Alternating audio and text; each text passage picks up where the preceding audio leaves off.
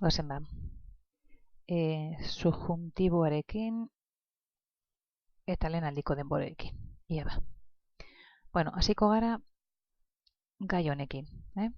Subjuntiboa, bos aktiboa, eta bos aktiboa, eta lehenengo lehen aldi perfektua, eta gero bigarren aldi pluskuan perfektua. Bueno, aldatuko dugu kolorea, pixka bat garbiago izan dadin. Bueno, lehenengo pasua beti bezala, erreparatu behar dugu honetan, aditzen adierazburuan, ez? Ikusten dugu, amo lehenengo adituz jokoa, respondio bigarrena, pono hiru, eta audio laugarrena. Vale.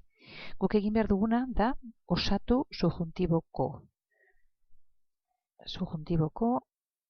lehen aldi perfektua. Horretarako, erabili beharko dugu perfektukoa denez, perfektuko enborra. Hori ateratzen dugu. Adierazburuak daukan laugarren sarreratik. Hau da, amabi, respondi, ponui eta audibi.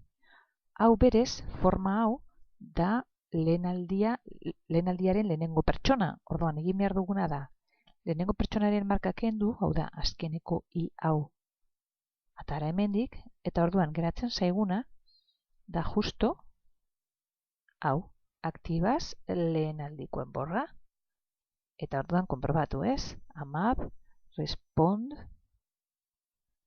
ponu eta audib. Orduan, hauek beraiek, forma hauek eramaten ditugu ona. Egiteko, eramaten duguna, eta hasiko gara egiten subjuntiboaren lehen aldi perfektua. Ia da.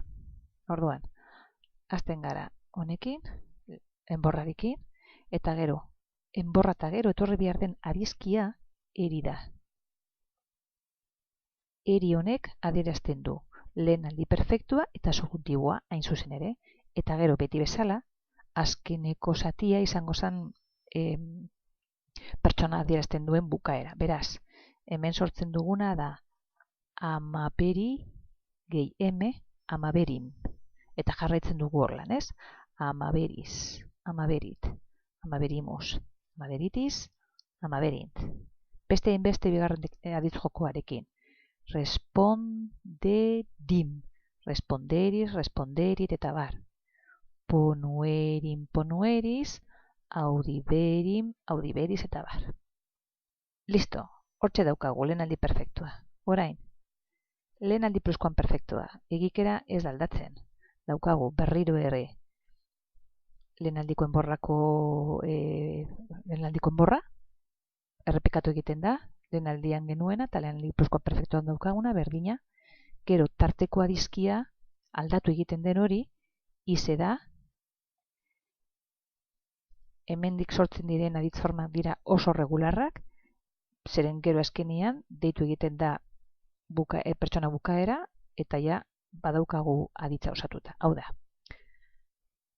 amabizem, amabises, amabiset, amabisemus, amabisetis, amabisent. Respondiorekin berdin, respondise, respondisem, respondises, respondise, ponuisem, ponuises eta bar, audibise, audibisem, audibises eta besteak. Bueno, eta itzulpena ematerako orduan, euskeraz zaila daukagu, zeren normalean aditz forma hauek menpekotasunaren barruan ikusten dira, eta orduan gero ez dugu honen itzulpen literala emango, jarriko dizuet gaztelaniaz, garbiagoa dalako, eta orduan, amaberim, honen itzulpena da,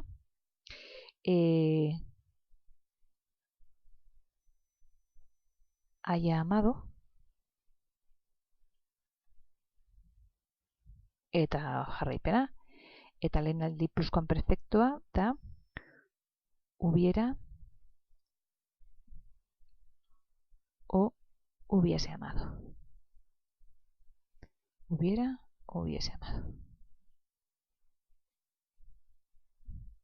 Hortxe, subjuntibo, bosa aktiboko lehen aldiko formak.